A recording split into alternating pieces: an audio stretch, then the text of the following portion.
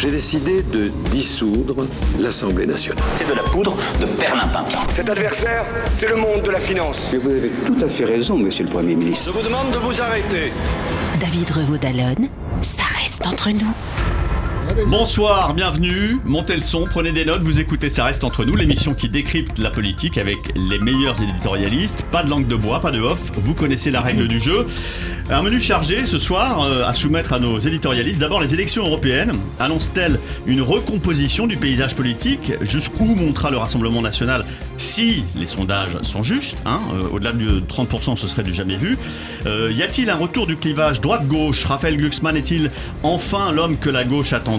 On en parlera. On parlera évidemment aussi de François-Xavier Bellamy. Après 5% en 2023, le déficit en 2024 atteindra 5% au lieu de 4,4% annoncé par le gouvernement. Autant dire que les 3% en 2027 paraissent impossibles à atteindre. Mais que fout Bruno Le Maire? 7 ans que tu es à Bercy, il serait temps de te bouger, l'admoneste Emmanuel Macron, qui lui semble se foutre comme d'une guigne des déficits. On en parlera, et puis on se demandera qui va trinquer, les chômeurs, les fonctionnaires, tout le monde avec la TVA sociale. On en débattra. Et puis enfin, la nuit dernière, nouveau drame, un adolescent est mort à Romans-sur-Isère, tué à l'arme blanche.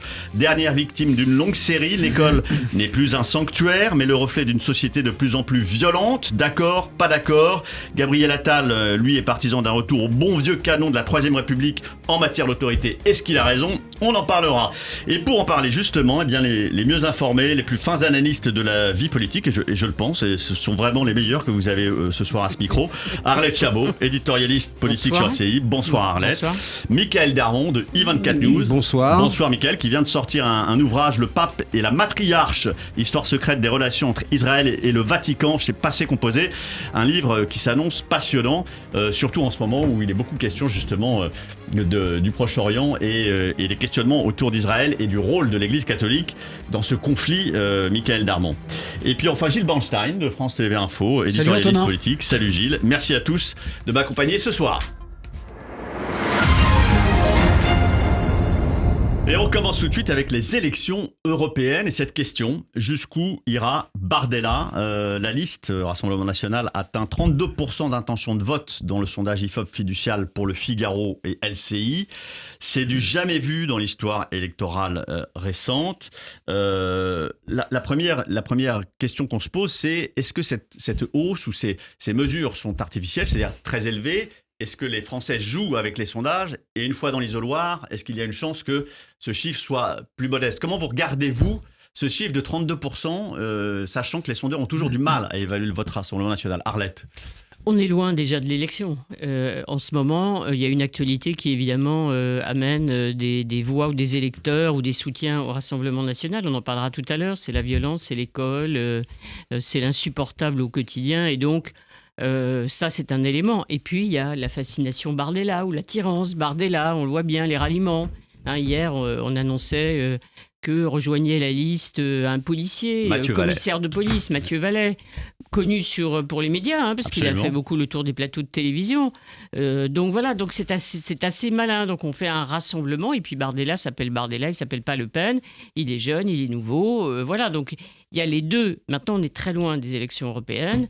On va voir si effectivement il y a une capacité de résistance, de renaissance, si l'intervention du président de la République, avec sa faible popularité, peut quand même redonner de la vigueur à la liste conduite par Valérie Ayé, ou s'il y a aussi une percée de la gauche. Mais on est très très loin. Je pense que c'est une photographie du moment liée à ce qui se passe en politique aujourd'hui. Mais Miguel Lamont, de quoi Bardella est le nom? Parce qu'on voit bien que dans ce que décrit Arlette et de ce qu'on pressent, c'est pas vraiment son programme européen qui vaut au Rassemblement National d'avoir cette liste aussi. Alors, qu'est-ce qu'il y a derrière ce vote, ces 32%? C'est quoi ces 32%? En tout cas, derrière cette intention de vote dans les sondages, on verra effectivement que ça s'avère dans les urnes, mais même s'il y a un écart, il sera peut-être pas très, très, très important. On a quand même le sentiment que cette élection européenne va respecter son épure, c'est-à-dire un vote des fouloirs, un vote référendum, un vote qu'au fond qui est beaucoup plus déterminé par les considérations internes que les programmes et les considérations européennes, ce qui d'ailleurs met en question de façon assez puissante la stratégie présidentielle, et surtout, je dirais, un calendrier qui transforme ce scrutin en midterm, si je puis dire, en élection mi-mandat, première élection nationale depuis 2022. Donc il y a une sorte de rendez-vous tacite, selon les sondages, en tout cas une intention de rendez-vous de la part donc, des sondés, hein, déjà, c'est pas tous les Français, mais en tout cas ceux qui répondent au sondage et qui te redonnent cette image de l'opinion, avec effectivement une tête de pont. Et là, je rejoins effectivement Arlette, une tête de pont qui s'appelle Jordan Bardella, qui est la nouveauté politique donc de la génération, qui montre qu'effectivement une page est en train de se tourner, que même au fond une page Le Pen est en train de se tourner, puisque pour la première fois le RN est représenté par quelqu'un qui ne s'appelle pas, et présidé par quelqu'un qui ne s'appelle pas Le Pen. Donc il y a cette cristallisation, je dirais, au fond cette convergence des buts. En fait, ce que nous dit Michael, Gilles, c'est que les élections européennes, c'est le premier tour de 2027. Et c'est ça, c'est là-dessus qu'on vote, plus que sur les européennes, en réalité. Les pauvres Ce qui se préfigure à l'instant, maintenant, on verra bien. Gilles, votre avis? En tout cas, c'est ce qu'essayent de faire à la fois Jordan Bardella, Marine Le Pen et Jean-Luc Mélenchon, qui lui-même a dit c'est le premier tour des présidentielles qui se joue, avec un inégal succès pour l'un ou pour l'autre, parce que autant ça a l'air mal parti pour Jean-Luc Mélenchon, autant effectivement ça a l'air plutôt mieux parti pour le Rassemblement national, comme l'a dit Mickaël. Personne ne vote peu de gens votent pour le véritable enjeu des élections européennes, qui est ce qui va se passer aux élections au Parlement européen, mais plutôt pour les élections françaises, transformé en référendum pour ou contre Macron. Et c'est vrai qu'on voit mal ce qui fait monter le Rassemblement national, on le sait, c'est l'immigration, l'insécurité évidemment, et peut-être plus largement le sentiment de dépossession qu'ont un certain nombre de Français. On voit mal ce qui changerait entre aujourd'hui, on est quoi, le 9 avril, le 10 avril et le 9 juin. Ça n'a pas beaucoup de raisons, le contexte n'a pas beaucoup de raisons de changer. Donc on voit mal pourquoi il baisserait. Un élément quand même, j'ai remarqué que récemment, le Rassemblement national, il y a toujours eu assez proche des élections, un petit moment de reflux.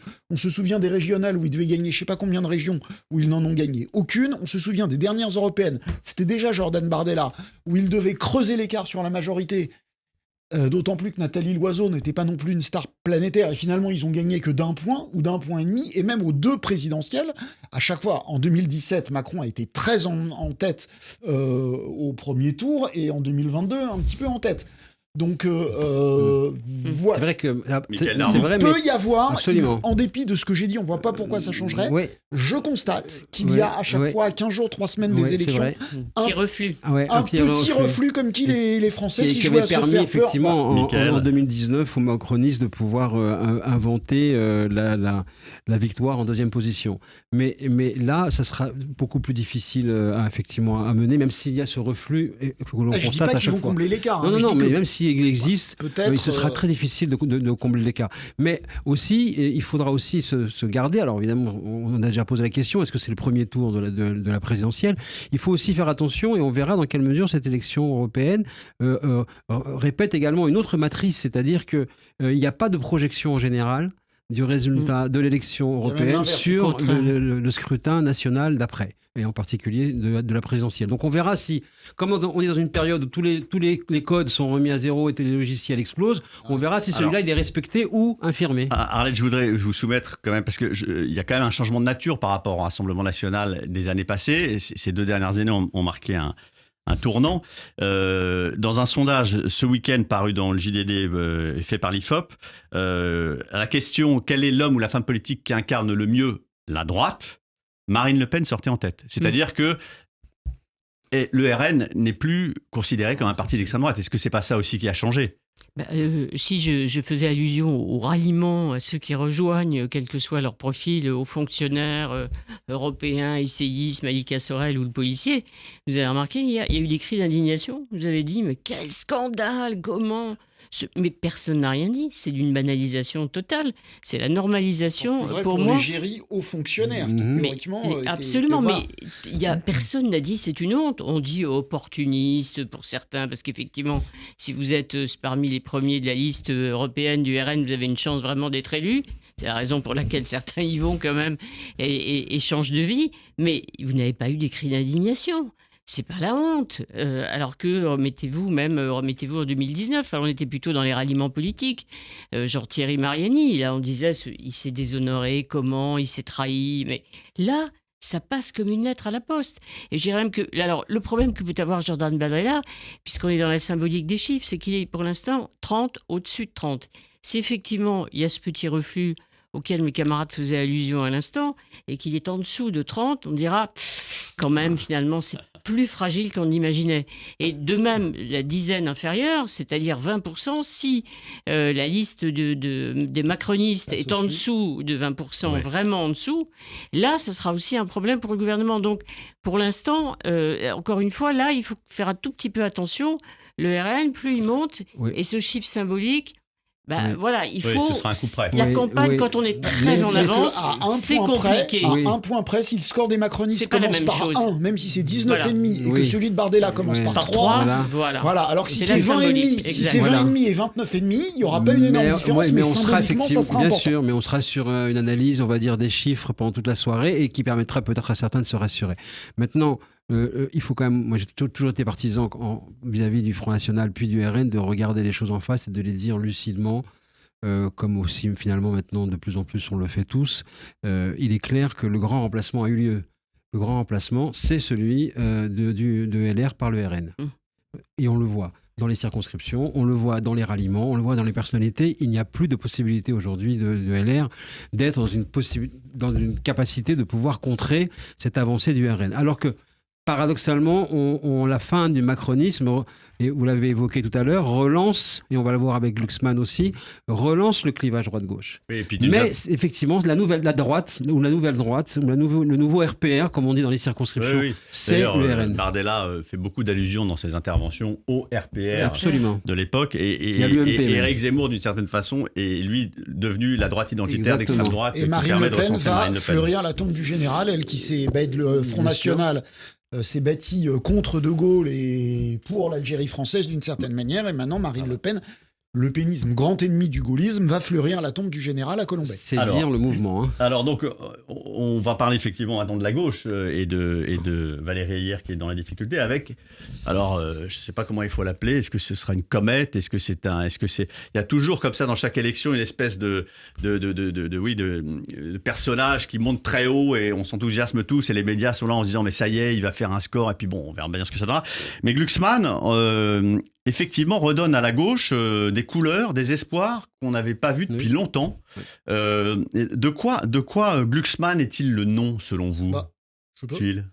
On voit que il est le nom bêtement de la renaissance d'une gauche de gouvernement que vous appeliez social-démocrate, vous l'appelez exactement comme vous voulez, j'ai pas de problème de terme. On voit de quoi il se nourrit, on voit dans certain nombre de gens qui avaient voté Mélenchon, qui sont un peu lassés des foucades de Jean-Luc Mélenchon et de ce que peut dire la France insoumise, en particulier sur Gaza, voire sur l'Ukraine, et par ailleurs de macronistes de gauche, de gens de gauche, c'était l'électorat de 2017, de gens qui avaient quitté François Hollande pour Emmanuel Macron et qui, avec la loi immigration par exemple, et là peut-être ravivé par la future loi sur l'assurance chômage, se disent que finalement Macron il est de droite, et puis il y a un problème d'offre, il y a un problème de demande. Cette offre social-démocrate, elle n'existait pas vraiment. On a vu ce qu'il en était d'Anne Hidalgo. Là, il y a un personnage plutôt consensuel qui porte bien, qui dit des choses intelligentes, qui a l'air constant, qui est construit, et naturellement, un certain nombre de gens qui étaient allés vers plus radical ou qui étaient allés vers plus centriste, reviennent vers un giron socialiste. Ça fait jamais que 11, 12, 13%. Oui, mais alors justement... Non, mais c'est bien. C'est bien. François Hollande a fait 26% le premier tour en 2007. Quand on dit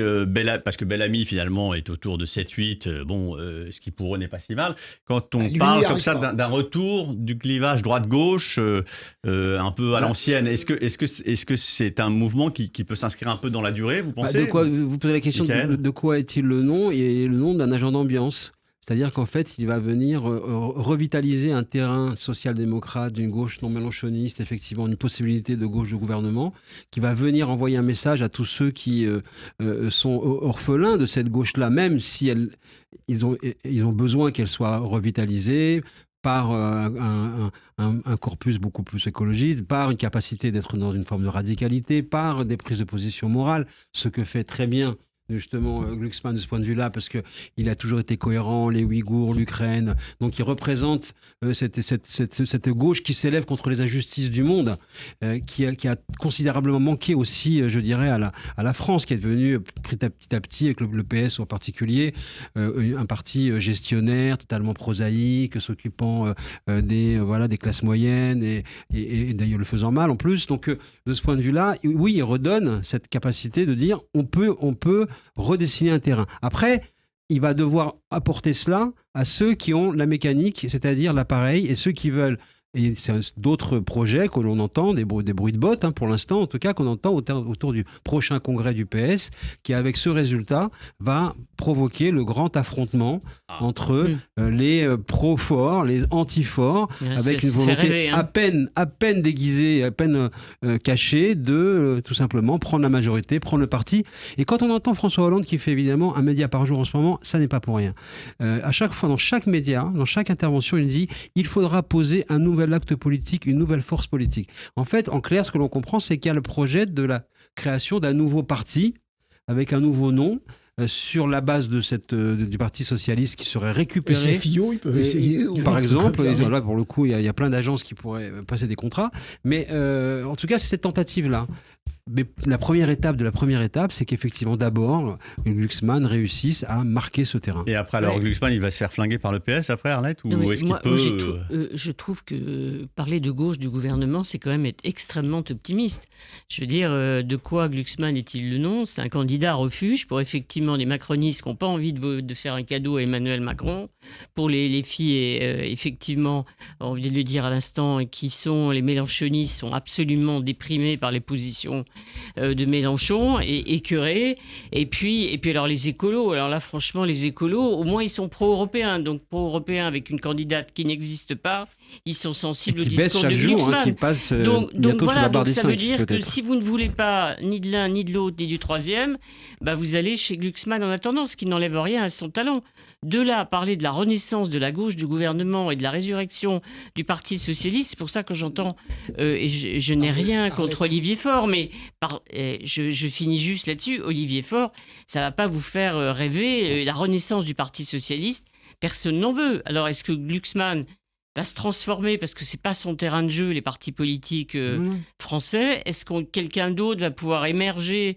Mais moi, pour l'instant, je ne vois personne, même si François Hollande en rêve tous les jours. Je vous dis pas c'est qu'un le socialiste seul. va être élu président de la République, mais qu'on a quitté le Parti socialiste à 1,74, quel score d'Anne Hidalgo, et qui fait 13... Alors, mais c'est pas le PS qui fait 13, c'est Glucksmann. Je suis d'accord. Et dans une élection, de la même manière, c'est Glucksmann qui a pris. C'est comme ça la politique. Mélenchon, dans les 22% de Mélenchon au premier tour de la présidentielle, il y a beaucoup de gens qui ont voté parce qu'ils ne voulaient pas de l'élimination de la gauche et qui n'étaient pas plus mélenchonistes que d'autres, etc. Voilà, la politique, c'est un moment. Être en situation d'absorber un certain nombre de gens, et pour l'instant il réussit un peu. Oui, mais je ne minimise pas, parce qu'il est bon. Bien sûr. S'il n'était pas bon, il n'attirerait mais on pas revient à ce qu'on tous avait les dit, déçus des autres. Dans une élection européenne qui est cadrée, qui est en vote des fouloirs, et dont on ne connaît pas, ou on sait à chaque fois d'ailleurs, il n'y a pas de transposition sur les résultats d'une élection présidentielle. Des fouloirs ou d'adhésion, parce que c'est aussi un moyen de voter. Mais moi, pour ses convictions, mais je remarque une chose, c'est qu'en 2019, François Hollande avait fustigé la présence de Glucksmann en tête de liste, et aujourd'hui il encense. Absolument. Moi, je voudrais un dernier mot. Un dernier mot. Les Verts ont une responsabilité historique, parce que on voit bien que là, sur l'Europe, ce sur dont il est question, ils sont d'accord sur exactement tout. Ils feraient pas avec les Insoumis, mais il y aurait une liste commune PS Vert. Aujourd'hui, elle serait certainement devant Renaissance. Et là, il y aurait une vraie renaissance. La gauche plurielle que vous avez connue il y a bien. Absolument. Moi, on va attendre maison. Ça reste entre nous. Radio J. Bonjour. Le 6-9, Ilana Ferradian. Retrouvez-moi tous les matins avec mes chroniqueurs et mes invités. De 6h à 9h, au menu, politique en Israël, politique en France, mais aussi culture, société, santé, judaïsme, histoire. C'est tous les matins, de 6h à 9h sur Radio J. Radio J. Vous écoutez Radio J à Paris sur 94.8 en DAB+, et sur notre appli Radio J. Radio J. Ça reste entre nous.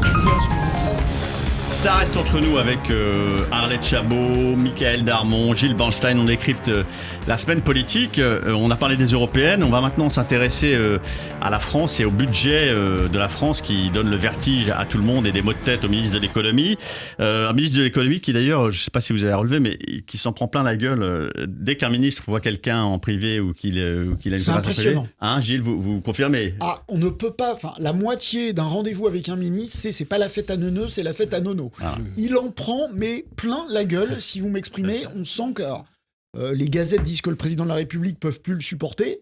Je ne l'ai pas entendu de mes oreilles, mais j'ai entendu vraiment de nombreux ministres dire à quel point ils n'en pouvaient plus des leçons de morale et de supériorité permanente de Bruno Le Maire. Alors ça se retrouve dans la phrase qu'on prête à Emmanuel Macron, c'est le Figaro, je crois qu'il a sorti. À taux modéré. Voilà, ça fait 7 ans que Bruno Le Maire est à Bercy. Est-ce que les Français...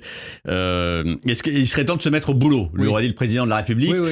C'est le seul responsable, Bruno Le Maire, qui essaie de faire porter le chapeau aux autres. On est un peu dans un jeu de dupes, Michael. Oui, bien sûr, c'est le seul responsable. Et comme d'habitude, avec Emmanuel Macron, la faute au ministre. Et lui... bien sûr, n'a jamais dit qu'après le Covid, c'était le quoi qu'il en coûte. Il n'a jamais expliqué aux journalistes que maintenant, on finançait d'abord en mettant de l'argent et après en voyant, et que les digues budgétaires avaient sauté. Donc, de ce point de vue-là, c'est un peu facile, mais on a l'habitude. Après, ce qui est en train de se manifester et maintenant d'éclater au grand jour, c'est la tension permanente entre les deux personnages, entre les deux hommes depuis le début.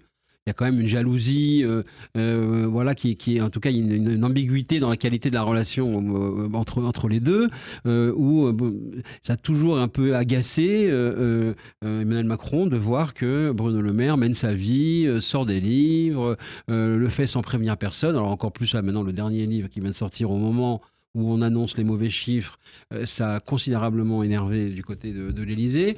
Et on a le sentiment qu'il joue un peu maintenant sa propre carte, comme d'autres commencent à le faire d'ailleurs, et c'est possible de peut-être lui rappeler de quelques responsabilités. Il est vrai aussi que, tout comme Emmanuel Macron, c'est lui qui est en poste depuis le début. 7 ans à Bercy. Voilà, et qu'on se demande comment il a pu construire un budget, pour ensuite, quelques mois plus tard, venir dire « halte au feu, attention, au secours, vous avez intérêt à faire attention, soyons rigoureux, arrêtez de partir en vrille ». Son rôle était plus quand même que d'autres de venir alerter. Est-ce que ça peut marcher, ça, le côté je suis le père la rigueur, ça fait 7 ans que je suis à Bercy, je suis sérieux, j'essaye de maintenir les comptes, mais vous voyez, je ne peux pas y arriver parce que je suis tout seul. Il est sur une ligne de crête un peu compliquée, Bruno Le Maire, Arlette. C'est forcément compliqué, mais pour les deux, parce qu'effectivement, Bruno Le Maire a accepté le quoi qu'il en coûte. Après, il nous a dit on est à l'euro près en présentant un budget. Et puis, voilà, on n'a pas été à l'euro près, on a dépensé. Mais je pense aussi qu'il devait être assez anéanti. Parce qu'à chaque sortie du président de la République, le président a annoncé des mesures. Et combien ça coûte, et en millions, et en milliards, et on y va. Et Bercy ingurgiter le tout. Donc en fait, ils sont co-responsables de cette politique, évidemment. Parce que Macron, il s'en fout des déficits, au fond. Mais Macron, il s'en fout. On prête justement à Bruno Le Maire une phrase, une remarque faite, plutôt Darmanin d'ailleurs, Gérald Darmanin. À Cazenave. Faite, voilà, au nouveau ministre de budget. T'inquiète pas, Macron n'en a rien à foutre. Non, bon courage, parce qu'il en a rien à foutre. Mais il en a rien à foutre du budget. Donc, au fond, on a bien compris. Moi, ce qui est intéressant, c'est que, en fait, je crois que c'est depuis le début d'Emmanuel Macron, depuis 7 ans, donc, c'est la première fois qu'il y a une sorte de, je dis crise avec beaucoup de guillemets et de précaution, petite crise au sein du pouvoir entre le président de la République et un ministre qui n'est pas un petit ministre. C'est la première fois. Il y a eu des ministres qui se sont fait réprimander, engueuler, ça on le savait, mais là, c'est quand même un moment important. C'est pour ça que ça prend cette ampleur. Avec des noms d'oiseaux dans les journaux, Michael. Ça sort, c'est plus qu'une petite crise, à mon sens, parce que vous avez effectivement celle que vous venez de dessiner entre les deux, mais vous avez également des interrogations de plus en plus fortes, on l'évoquait tout à l'heure, sur la stratégie présidentielle vis-à-vis des européennes, parce que la diabolisation, la faute morale, la lutte existentielle, si jamais le RN passe, non seulement ça ne fait pas bouger, ça fait pas baisser le RN, ça le fait monter. Donc déjà, beaucoup se disent au sein de la majorité, mais enfin, c'est pas la bonne stratégie une fois de plus. Et puis, vous avez aussi le débat lié aux finances publiques sur la fiscalité, qui traverse, qui commence à creuser une brèche assez profonde au sein de la majorité, avec ceux qui disent il n'y a pas de tabou, il va falloir quand même on posait la question tout à l'heure, qui va payer. Alors oui, qui va payer ? On se pose la question de savoir, les Français pourraient payer en partie. Oui, ils sont d'accord là-dessus, paradoxalement, mais dans la majorité, on commence à dire ce que dit Macron, on n'est pas d'accord. Yaël Braun-Pivet, à qui on prête aussi beaucoup d'attention pour 2027, on verra bien. Elle a été la première à faire aussi entendre sa petite musique en disant il faut de la fiscalité, il faut y réfléchir. Après tout, la hausse des taxes sur le gaz et l'électricité, c'est des hausses d'impôts. Il a fait en début d'année, Bruno Le Maire. Il a beau jeu de dire on ne va pas hausser les impôts, c'est le premier à l'avoir fait. Oui, il a fait une hausse d'impôts, il dit qu'il n'en fait pas. Et puis surtout, chez lui, il y a deux fiascos. Il y a le fiasco de prévision, et c'est vrai que personne ne comprend comment un ministre de l'économie qui se vante d'être aussi puissant a pu ne pas voir que le déficit dérapait autant. C'est quand même bizarre, alors qu'il est matin, midi et soir à Bercy et que les directeurs d'administration... c'est plus que ça, oui. A décidé de ne pas entendre les avertissements, parce que quand vous allez du côté de la Cour des comptes, c'était extrêmement régulier et permanent. Voilà, ne pas entendre les avertissements. Et puis par ailleurs, la taxe sur la rente, la seule taxe qui était la taxe sur la rente, qui devait rapporter 6 milliards d'euros, elle a rapporté 600 millions d'euros. Et donc, on a beau jeu dans la majorité de lui dire, débrouille-toi pour faire des taxes, parce que ça, c'est technique. C'est-à-dire, le Mozart de la finance, il a raté sur des éléments de compétence, des éléments techniques, qui est très exactement... donc vous dites, Bruno Le Maire est incompétent, quoi. En tout cas, il y a un sujet sur sa compétence. Non, je ne dis pas ça. Je dis qu'il a bâti sa stratégie politique là-dessus, et que là, il est pris en flagrant délit, et qu'un certain nombre de gens dans la majorité lui disent si tu étais si compétent que ça, tu aurais vu le déficit déraper, et si tu étais si compétent que ça, tu aurais vu que la taxe que t'ont écrite tes technos, elle ne fonctionne pas. Et que donc, ils ont des choses concrètes à reprocher à quelqu'un qui... quel que soit l'état du pays, s'exonère toujours de responsabilité. Mais pour ça, Macron est pareil. De toute façon, les grands fauves politiques sont toujours pareils. Ils ont toujours eu raison sur tout. Et la faute, c'est toujours les autres. Mais il sert à la vis. Il y a un truc qui est vrai, c'est qu'Emmanuel Macron se fout complètement des dépenses publiques, comme Nicolas Sarkozy. Finalement, le seul président que ça intéressait un peu, paradoxalement, c'est François Hollande, qui était de gauche, qui avait augmenté les impôts pour réduire le déficit. Sarko... sous le contrôle de Michael, Sarko et Macron s'en foutent complètement. Mais c'est vrai que dans la majorité, il y a un certain énervement, des leçons de morale permanentes de Bruno Le Maire qui est là depuis 7 ans, et qu'il a pris en flagrant délit d'échec. Bon, et alors donc là, c'est là un peu la foire à la saucisse. Ça aussi, je l'ai lu dans les gazettes. On parle de foire à la saucisse. Une fameuse formule du président. On a le sentiment qu'il y a une volonté d'épargner les entreprises, ça c'est très clair. Et du coup, il y a la réforme de l'assurance chômage dont on parle, mais qui fait aussi grincer les dents d'une partie de la majorité. Depuis ce matin, on tape un peu sur les fonctionnaires avec Stanislas Guerini qui nous annonce qu'il va falloir licencier les fonctionnaires. Je crois qu'il y a eu 13 fonctionnaires licenciés seulement l'an dernier. C'est une façon de dire qu'effectivement, on peut rien foutre dans la fonction publique et puis toucher sa pension tranquille. Est-ce que vous y voyez là un virage ou un climat un peu dangereux socialement, symboliquement, Arlette ? Les fonctionnaires avant les JO, c'est pas forcément une très bonne idée. Déjà, je crois que la CGT a déjà déposé un préavis. Annoncé ce matin que tous les préavis sont déposés. Voilà, donc c'est quand même très chaud. C'est franchement, on ne sait pas comment ils font pour annoncer ce genre de... C'est vraiment le plus mauvais moment. On vient à peu près d'essayer de caler, le gouvernement essaye à peu près de caler justement la prime pour les soignants, venant répondre à la prime accordée aux policiers pour les JO, essayer de limiter les dégâts, on a peur pour les transports, mais on va essayer de trouver une... Et ce matin, badaboum, effectivement, Guerini annonce cette décision. C'est-à-dire que c'est vrai, ça fait provoque, forcément, ça fait provoque. Oui, on arrive aussi à l'heure de vérité de ce pays. C'est-à-dire, je crois que tous les problèmes maintenant arrivent en même temps et de façon aiguë parce qu'ils reposent tous sur des sujets qui n'ont pas été traités. Voilà, la réforme de l'État, combien de fois on nous l'a annoncé, les RGPP, autres gadgets qui ont été à la marge efficaces. Aujourd'hui, voilà, on est obligé de passer par le système de licenciement et de faire évoluer le statut des fonctionnaires. Un sujet qui aurait dû être posé depuis une quinzaine d'années, de manière beaucoup plus franche. Et tous les sujets, on ne va pas décliner tous les sujets de la politique publique, mais tous les sujets sont à l'avenant et arrivent au point de rendez-vous d'un pouvoir usé qui s'est imposé en 2017 sur la base et la promesse d'une refondation des méthodes, des visages, des usages. Bref, on voit le résultat que cela donne. Je dirais une époque qui est devenue beaucoup plus tendue, parce que à côté de ça, dans tout cela, quand on s'est bien détendu avec tous ces sujets-là, il est temps de parler des violences, de la délinquance, du terrorisme. Et vous voyez, l'oxygène qui se raréfie de plus en plus. Donc oui, il y a, comme vous dites, il y a un climat de tensions au pluriel multiples et qui vont créer une crise. Un mot, Gilles Vanchal, et puis après j'aimerais qu'on vienne à Bruno Le Maire. Je ne suis pas certain qu'il y ait un risque, qu'ils analysent le risque politique sur cette déclaration de Stanislas Guerini comme ça, parce que là, je correspondais hier avec un de ses proches qui me disait oui, côté syndicat, ça va protester, mais c'est soutenu par une majorité d'agents publics. En réalité, c'est un peu comme l'assurance chômage. Il essaye de viser une partie de droite de la société qui peuvent éventuellement penser qu'il y a des gens qui ne cherchent pas d'emploi et qui pensent que dans le privé, si on fait une grosse connerie, on se fait virer, et que le seul endroit où on peut faire d'immenses conneries sans jamais se faire virer, c'est la fonction publique. Et comme l'a dit Stanislas Guerini, il ne s'agit pas de remettre en cause le statut de la fonction publique et l'emploi à vie. On a le droit de garder son emploi, mais si on est pris en flagrant délit de faute professionnelle, eh bien, on risque son emploi, exactement comme dans le secteur privé. Et le calcul qu'ils font, c'est que ces mesures-là sont plutôt populaires. On a bien vu que pour l'assurance chômage, ça ne mobilise pas. Il n'y a pas de risque social, parce que les gens considèrent que l'assurance chômage n'est pas un contrat comme la retraite, et on est persuadé au gouvernement que ça ne fera pas sortir les gens dans les rues comme la retraite.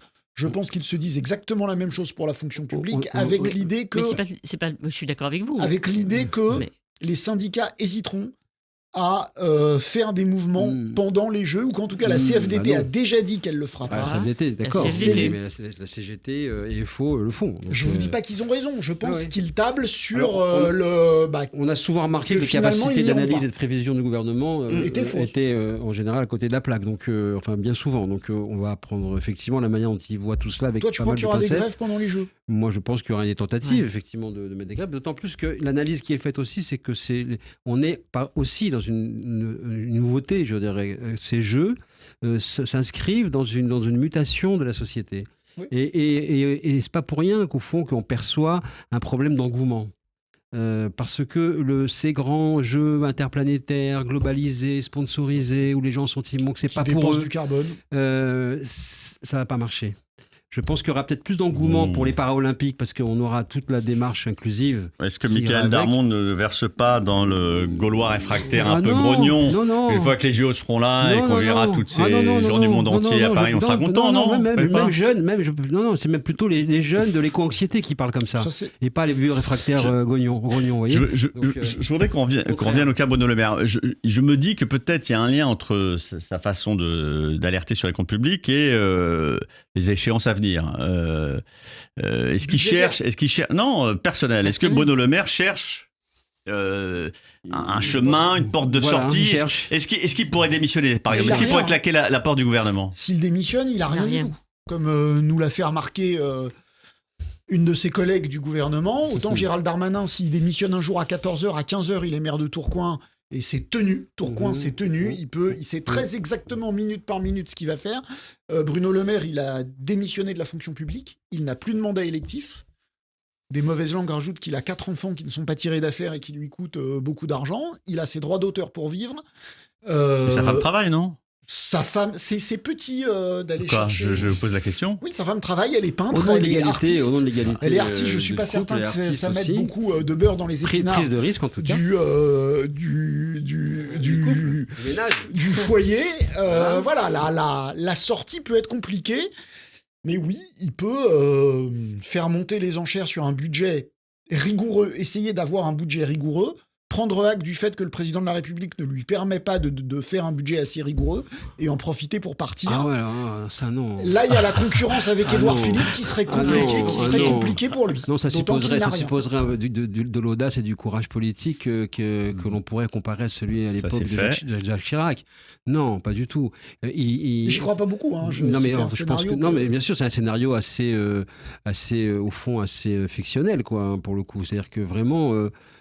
quand Jacques Chirac s'en va et fait ça en disant je n'ai pas la moyenne de gouverner, je m'en vais, le lendemain, il crée le parti pour la conquête du pouvoir, qui était déjà prêt d'ailleurs. Il fait ça parce que le parti est prêt.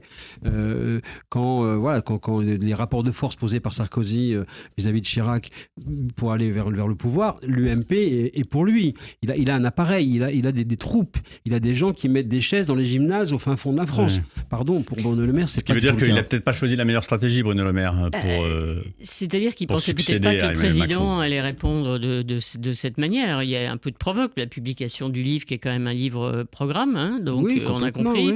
Donc il agite un chiffon rouge. Il a été furieux de la nomination de Gabriel Attal à Matignon, qui lui a filé quand même, pardon de le dire, un terrible coup de vieux. Il n'y a pas qu'à lui, mais en tout cas, lui est frustré de ne pas avoir été à Matignon. Il publie un livre, c'est le programme. Le président qui déteste ça comprend qu'il est évidemment en route pour 2027. Il y a aussi une autre hypothèse, c'est qu'il y a un remaniement à l'issue de ces européennes et que si le résultat n'est pas très bon, par exemple, on pourrait expliquer, comme on laisse entendre du côté d'Emmanuel Macron, qu'il y a eu un climat anxiogène créé par ceux qui ont beaucoup parlé du déficit, du risque français. Et puis il va y avoir les agences de notation aussi, qui vont arriver, les premières en tout cas, vont donner leur avis avant les élections européennes. Donc tout ça, c'est pour être un bouc émissaire. Finalement, c'est pas la faute de Gabriel Attal. Le pauvre, il a fait ce qu'il pouvait. En revanche, il y a eu quelqu'un qui a eu une influence nocive. Elle est à Bercy.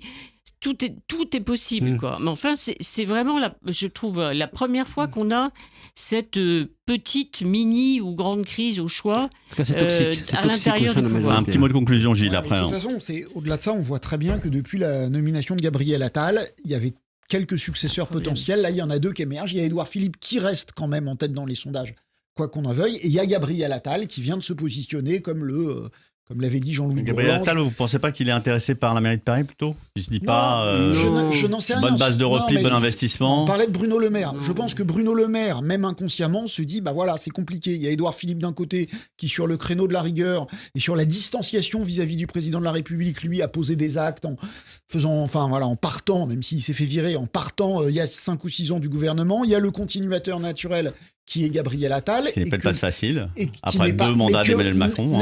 Non, mais aucun des deux, mais n'être ni l'un ni l'autre sera compliqué pour Bruno Le Maire. Voilà, il devient numéro 3, il devient numéro 3 il aura peut-être le temps des successeurs potentiels et c'est une position compliquée. De poursuivre une grande carrière dans la littérature avec sa femme artiste peintre. Bien sûr, ce sera un couple. Non, mais il peut y avoir, je veux dire, ça peut être une autre belle histoire aussi. Il n'y a pas que la politique dans la vie. Non, il n'y a pas que la politique. On avait dit même il y a quelques années qu'il voulait partir. Il espérait la présidence du Fonds monétaire international. Il a renoncé. Il veut être celui qui tient la baraque de Bercy le plus longtemps possible. Et en fait, il va le payer. En fait, c'est pas la bonne... Dernier mot, Mickaël. 7 ans, c'est très long. 10 ans, c'est impossible à Bercy. Alors, 7 ans, c'est très long, et 3 ans qui restent encore plus long. Encore plus long. Donc, de ce point de vue-là, il y a encore, effectivement, il va se passer pas mal de choses, et les successeurs potentiels sont, pour l'instant, des candidats potentiels face à Marine Le Pen. Absolument. Avant des parce que les scénarios européens aussi s'éloignent. Qui voulait la présidence de la Commission, ça va être compliqué, faire avaler à des Allemands qu'un mec qui a laissé Bruno Le Maire, si vous nous écoutez, vous êtes mal barré, mais on vous souhaite bon courage. On fait une pause et puis on revient tout de suite après. Ça reste entre nous. Radio J. Bonjour, c'est Lise Gutmann. Le 10-11, Lise Gutmann. Ravi de vous retrouver tous les matins au programme Judaïsme, divertissement, communauté. Radio J. Radio J. Vous écoutez Radio J à Paris sur 94.8 en DAB+, et sur notre appli Radio J. Radio J. David Revaud-Dallon, ça reste entre nous. Ça reste entre nous, dernière partie avec autour de la table Arlette Chabot, Mickaël Darmon et Gilles Bornstein. On va parler d'un sujet un peu dramatique mais qui, c'est vrai, fait le haut de l'actualité depuis plusieurs semaines. Hier soir, à Romans-sur-Isère, un adolescent a été tué à l'arme blanche pour un prétexte, dit la maire de Romans-sur-Isère, un prétexte futile. Cette maire de Romans-sur-Isère qu'on avait connue à l'occasion d'un autre fait divers dans une ville proche de sa ville. Écoutez ce qu'elle disait hier, justement sur la façon de qualifier ce qui se passe en ce moment aux portes des collèges. C'est de l'émotion parce que c'est un jeune qui a été tué à l'arme blanche. c'est aussi de la colère. Quand je vois toujours cette escalade de la violence, j'ai l'impression qu'on n'est pas entendu. C'est une situation qui relève d'un fait de société, comme je l'ai dit. Je ne voudrais surtout pas qu'on qualifie cela de fait divers. Aujourd'hui, ça va devenir une banalité, finalement, de faire ou d'estimer qu'on a le droit de vie ou de mort sur une autre personne. Et l'arme blanche, eh bien, finalement, circule et est utilisée de manière tout à fait banale. Et ça n'est pas acceptable. On se voit de la face, c'est un fait de société qu'on ne veut pas voir en face. Mickaël Darmon, ce qui se passe en ce moment devant les collèges. Ah oui, ça participe c'est une nouvelle strate de la violence qui est aujourd'hui, on va dire, qui structure cette société française, celle que l'on connaît peu, celle que moi j'appelle zone 5 Navigo, celle que l'on fréquente pas quand on est journaliste, ou rarement, ou peut-être par les circonstances familiales ou personnelles, mais qui ne structure pas notre vie et qui doit pas nous faire oublier. Moi, j'ai toujours été impressionné, on en avait souvent parlé avec Arlette Chabot à l'époque où on couvrait l'actualité du Front National, puis du RN, ou des sujets liés à la ruralité et l'agriculture. C'est à quel point lorsqu'on arrive dans ces parties du territoire, on est ailleurs. Et là, je vois qu'on constate jour après jour que malgré les opérations Place Net, XXXXL... Ça ne concerne que ces quartiers-là ? C'est ça la question. Est-ce qu'on est sur un problème de société ou est-ce que c'est un problème de banlieue uniquement ? Non, c'est la fameuse zone interbanlieue. Interurbaine, est-ce que c'est limité à ça, Gilles ? Est-ce que c'est limité à cette zone ? Il y a eu il y a quelques années un règlement de compte sur la dalle de Beaugrenelle, donc à 500 mètres d'ici, qui était en plein centre-ville. Viry-Châtillon, c'est tout près. Donc je pense qu'il y a ce phénomène, s'il consiste à dire que nous, journalistes parisiens, ne connaissons pas ce qui se passe au-delà d'un certain nombre de kilomètres de Paris, tu as parfaitement raison. Mais ce problème de violence très jeune et ultra-violente, etc., je pense, hélas, que c'est pas cantonné à la France périphérique décrite par Éric Guilluy. C'est partout, c'est y compris dans des collèges. À Paris, Christophe Guilluy. Ouais. C'est y compris dans des collèges à Paris, y compris dans des collèges de proches banlieues, y compris à Marseille. Je pense que c'est un phénomène de société. D'ailleurs, Marseille, on le voit bien Marine Le Pen et Fabien Roussel ont décrit les choses exactement avec les mêmes termes, en disant c'est pas un fait de société, c'est pas un fait divers, c'est un fait de société. Donc je pense que en l'occurrence c'est au-delà de la France périphérique qui nous échappe. Alors on dit beaucoup que c'est la faute, notamment la faute des écrans, qui ont comme ça, parce que les adolescents sont livrés dans un monde virtuel. Évidemment, ça ne se limite pas à ça, mais comment répondre, comment appréhender ce sujet et comment y répondre, Arlette ? Alors, Gabriel Attal, il veut réinstaurer le conseil de discipline des collèges, réinstaurer le redoublement, il a parlé de l'uniforme, il parle de sortir même certains jeunes du système scolaire pour les mettre où on ne sait pas. Dans des internats. Alors, est-ce que le sujet, c'est effectivement de réinsuffler une forme d'autorité, de cadre extrêmement rigide, quitte à paraître ringard à l'école ? Je pense qu'il vaut mieux être ringard, parce que j'ai été très frappé par ce que disait le maire de Viry-Châtillon. Et il dit, au fond, c'est d'abord dans les familles où il faudrait qu'on recommence à le b.a.-ba, le bien, le mal, ce qu'on peut faire, ce qu'on ne fait pas. Qu'est-ce que la vie humaine ? C'est pas possible. Donc, c'est des choses extrêmement simples qui nous paraissent, alors on va dire, c'est bêta-sou. Ça n'est pas bêta-sou.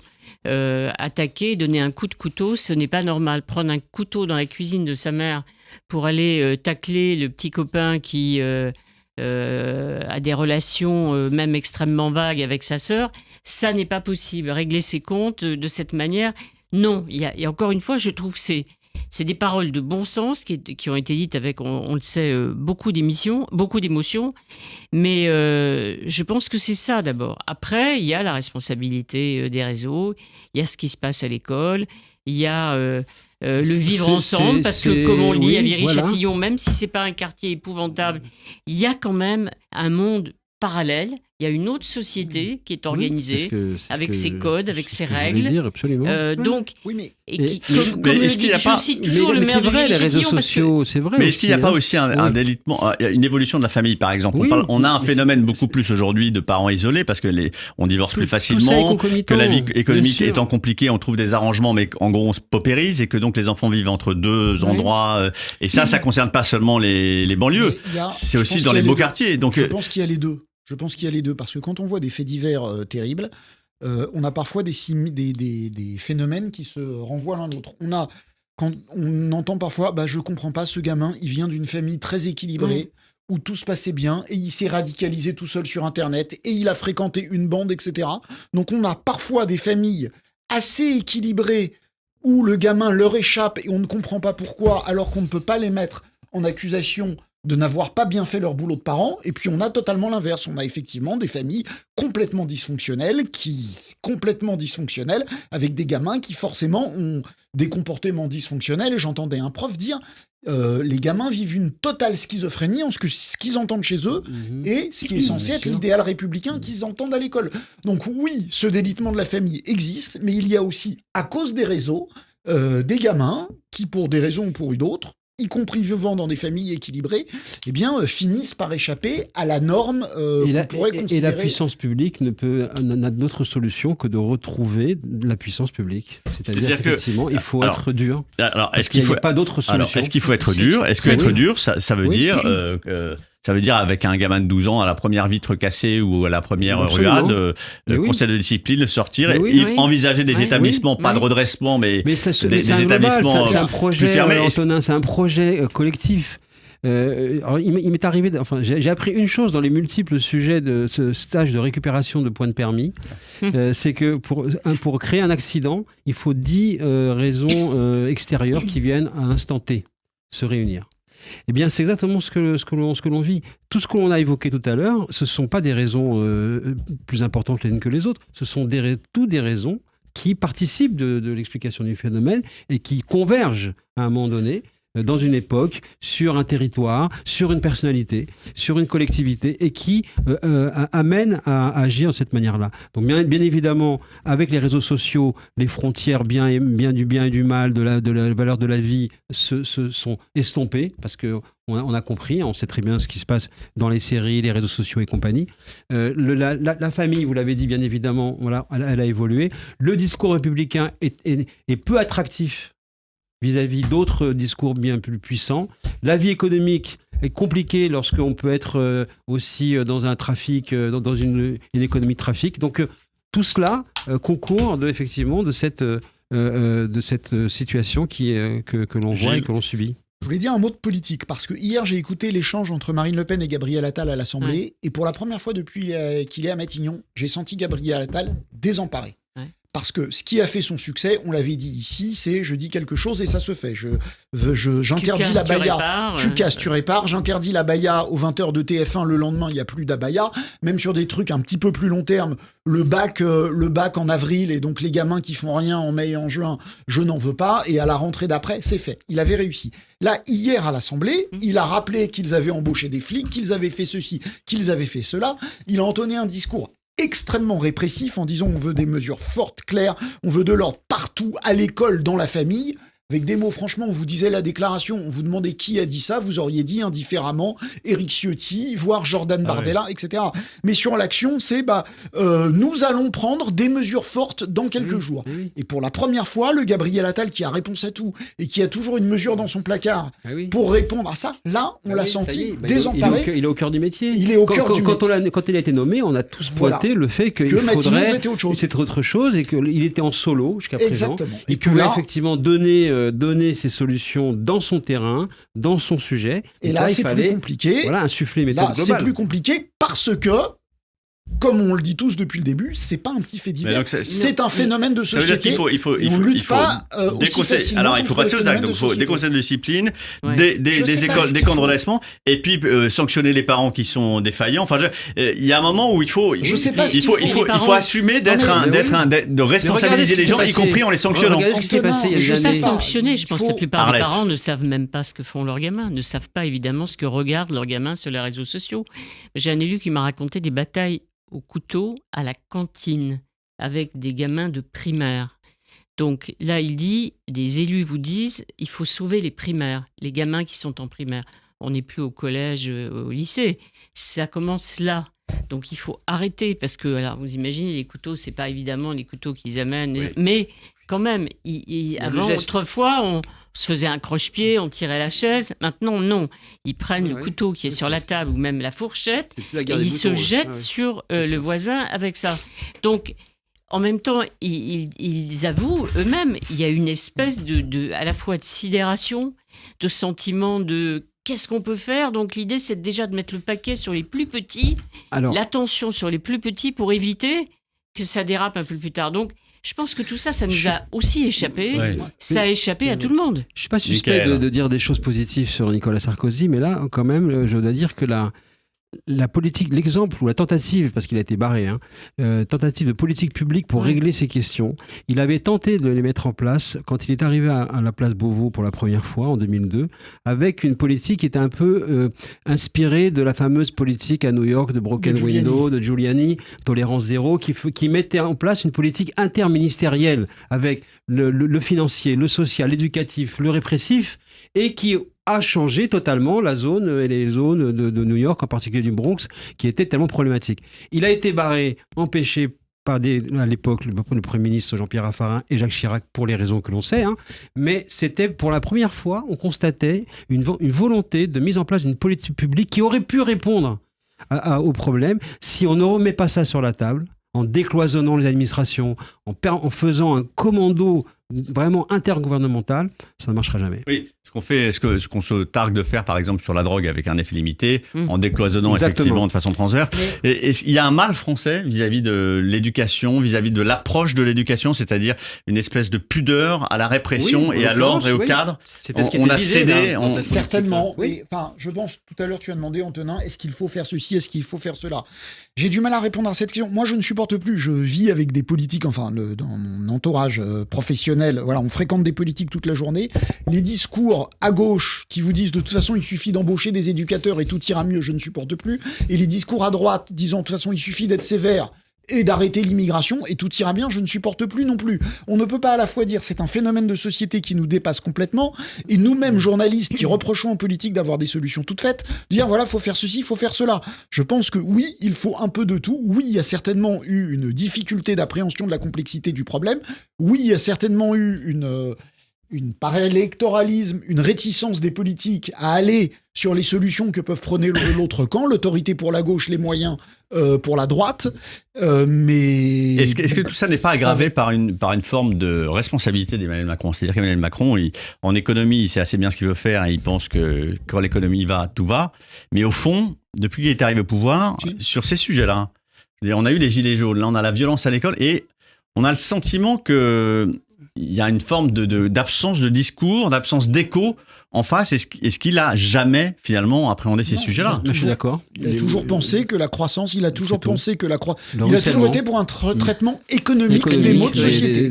Il pensait que la croissance donnerait de l'emploi à tout le monde et que si tout le monde avait de l'emploi, eh bien il n'y aurait plus de dérive individuelle. Comme un certain Premier ministre socialiste se disait qu'avec la réduction de la baisse du chômage, il y aurait moins d'insécurité et moins de sentiment d'insécurité. Moi, je pense quand même que c'est à la société de se bouger. Il y a aussi des parents d'élèves. Il y a des parents qui peuvent se dire quand même, faut quand vous voyez qu'un copain de classe de votre fils ou de votre fille est tué par un coup de couteau ou finit sous les coups, c'est-à-dire des coups de pied de son copain, je pense qu'il doit y avoir aussi un sursaut. Alors, je ne sais pas, il y a des parents doivent se dire, il faut faire quelque chose. Il faut quand même regarder, il faut parler à nos gosses. Je pense que par rapport au quand nous, on supprime les smartphones au collège. Mais comme nous, on était parents, nous, on était parents, enfin moi, c'était parents de jeunes enfants, c'était il y a un certain temps, je pense que le fait que énormément de choses vous échappent parce que les enfants sont sur des réseaux, a considérablement complexifié le métier. Le fait qu'il faille expliquer autour d'une table familiale que c'est pas bien de tuer, vraiment enseigne sur l'évolution de la société quand même. Et rétablir le service militaire, si on rétablissait le service militaire. Combien ça coûte ? Puisqu'on parlait tout à l'heure de Bruno Le Maire Maire des on peut Finances. investir sur C'est la jeunesse. impossible. Antonin, ils ont 12 ans, les gamins. Ils ont 10 ans, mais si vous imaginez que ça commence à 6 ans ou 7 ans aujourd'hui, c'est qu'il y a vraiment, un problème. Oui, mais il y a tout. C'est ce que vous dites, c'est peut-être effectivement les formes de service civique, c'est la capacité de pouvoir développer du volontariat pour donner à la société, c'est remettre peut-être de l'instruction civique dans les programmes scolaires, c'est réexpliquer ce qu'est effectivement la République et à quoi correspondent les valeurs de la France, c'est être ferme quand on voit qu'il y a besoin de mettre une sanction immédiatement. Et moi, je pense vraiment que c'est aussi le besoin de décloisonner l'administration. C'est ça qui a empêché aussi beaucoup de mettre en place des politiques efficaces. Un discours social. Un mot de conclusion, Gilles. Tout cela ne survit pas au fait que des gamins qui vivent dans une famille qui vivent à 7 ou 8 dans 25 mètres carrés, ils n'ont pas envie d'être chez eux, donc ils sont dehors, donc ils sont perméables au phénomène de bande, et que l'école aura toujours du mal, même si évidemment il faut faire tout ce que dit Mickaël, l'école aura toujours du mal hélas, à lutter contre ça. Et on en reparlera évidemment dans l'émission, dans Ça reste entre nous. La semaine prochaine, vous retrouvez l'ami David Revaud-Dallon aux commandes de l'émission. Bonne semaine à tous et à bientôt.